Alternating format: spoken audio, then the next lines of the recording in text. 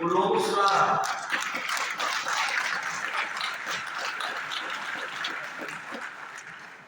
जो सवाल आपने पूछा मैंने लोकसभा में भी कहा और जहां भी मुझे प्रेस मिली वहां पर मैंने कहा, जो इतिहास हमें सही दिशा में दिखा, जो इतिहास हमें प्रोग्रेसिव रास्ते पे न ले जा सके, जो इतिहास हमारे आपके बीच में खाई पैदा करे, उस इतिहास को इतिहास ही रहना चाहिए।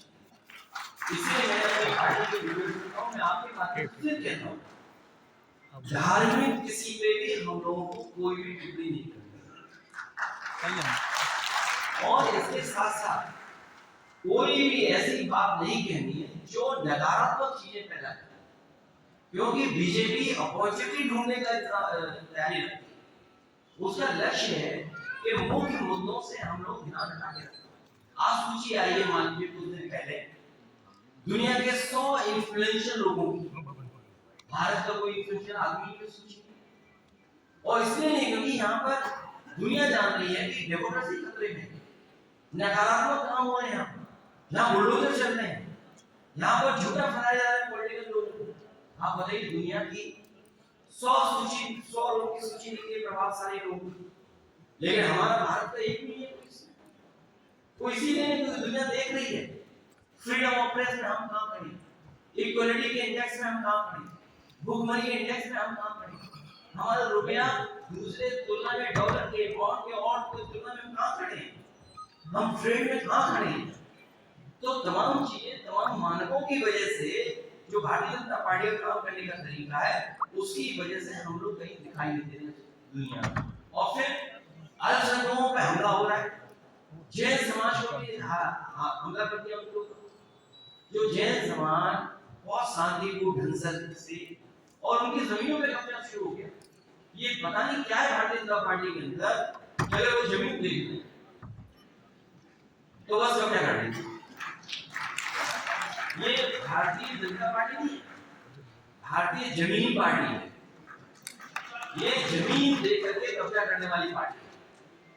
और कई उदाहरण है मेरे प्यारे, उदाहरण को जानना चाहिए। और उदाहरण ये क्या है कि बस मैं वापस उसी सवाल पे इसलिए आऊंगा कि आपने जो बात नहीं की धर्म के बारे में, ऐसी बात नहीं करना चाहिए विदेश, तो आप ये मानते हैं कि वो आज हमने जो बयान दिया वो गलत था?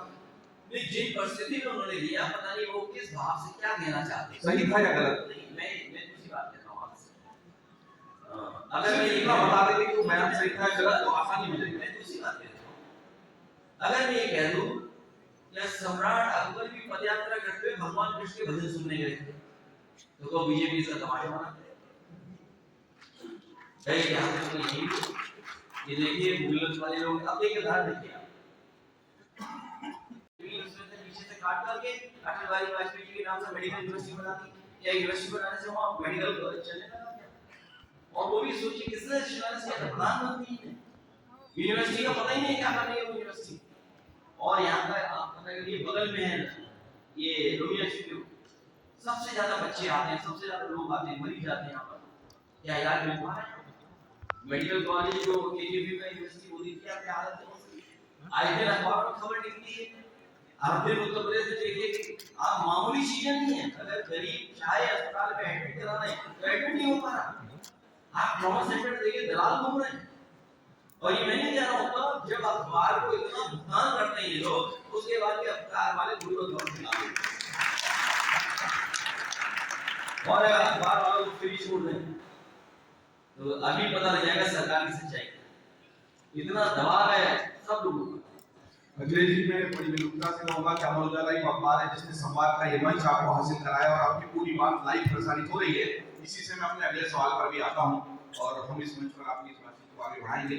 आप ही की पार्टी के दो नेताओं के बयान हैं पूरे देश में चर्चा का विषय। पहले मैं आता हूं अबू आजमी के बयान पर, जो कहते हैं कि औरंगजेब तो अच्छा प्रशासक था, क्रूर नहीं था, तानाशाह था, उसको गलत तरीके से पोर्ट्रे किया, और छावा फिल्म जाने के बाद जो पूरा विवाद हुआ, इस पर आपका क्या कहना? आप ही की पार्टी के नेता है, वो कहते हैं कि औरंगजेब तो अच्छा राजा था, क्रूर तानाशाह नहीं था, निर्दयी नहीं था, अत्याचारी नहीं था, और उसी वजह से छत्रपति शिवाजी महाराज को लेकर भी कई बातें हैं। इस पर आपकी क्या राय है?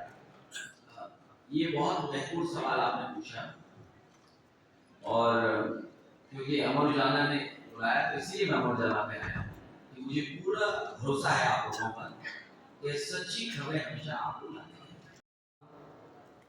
कितने भाग में विदेश सोचिए आप। तो जो लोग संभाल नहीं पा रहे चीजों वो इस तरह के आरोप लगाते हैं। One district, one medical college, कोई बीजेपी की देन नहीं। ये मुझे याद है कि देश में कांग्रेस सरकार थी, गुलाम नबी आजाद साहब हेल्थ मिनिस्टर थे। उस समय वो आए, उन्होंने कहा कि हम लोग ये योजना चला रहे हैं। उस समय मैंने कुछ रखा था ये कि अगर स्टेट गवर्नमेंट को आप पूरा पैसा दे दीजिए और स्टेट गवर्नमेंट को बनाने दीजिए, पूरा एक एक करके मेडिकल कॉलेज बनने दीजिए, पूरा बनने दीजिए। लेकिन मेडिकल कॉलेज नहीं बने उस समय। मुझे याद है कि सबसे पहला शाहजहांपुर का हम लोगों ने मेडिकल कॉलेज का शिलान्यास किया। उस समय जो भारतीय जनता पार्टी के